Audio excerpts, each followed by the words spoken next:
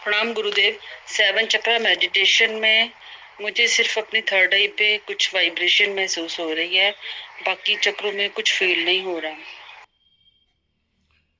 प्रणाम आपको और प्रणाम आप सभी को। जब हम 7 चक्रा मेडिटेशन करते हैं तो हमारे किस चक्र पर ऊर्जा महसूस होती है। बहुत सारे साधकों को ये समस्या आती है, प्रॉब्लम आती है कि हमारे क्राउन चक्र पर ऊर्जा महसूस हो रही है, बाकी चक्रों पर नहीं हो रही। अब किसी के हृदय पे हो रही है, नीचे के चक्रों पे नहीं हो रही, और ऊपर के चक्रों पे भी नहीं हो रही। अब किसी के नाभि में हो रही है और नीचे कई चक्र महसूस हो रहे हैं, मगर ऊपर के नहीं महसूस हो रहे। इसे समझें। 4 चक्र तो आपके वैसे ही ओपन है, नीचे के 3 चक्र और 50% चौथा चक्र वो ऑलरेडी ओपन ही है। अब आपको 7 चक्र जब आप करते हैं तो आपको ऊपर के चक्रों पे गति करनी है। जब आप ऊपर के चक्रों पे गति करेंगे तो नीचे के चक्र महसूस नहीं होंगे, जरूरी नहीं है। किसी को महसूस होते हैं, मगर जिन्हें महसूस होते हैं उनका भी धीरे धीरे वो खत्म हो जाता है। ऊपर का ही चक्र महसूस होता है।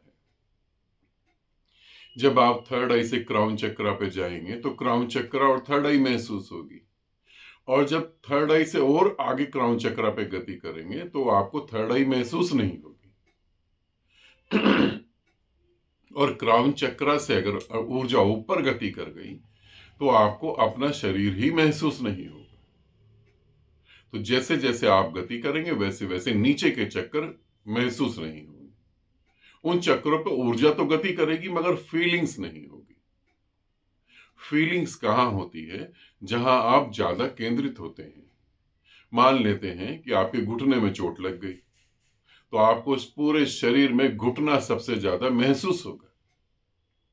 किसी के दांत में दर्द हो रहा है तो अब उसे घुटना महसूस होगा या दांत दर्द महसूस होगा? तो दांत दर्द उसे महसूस होगा।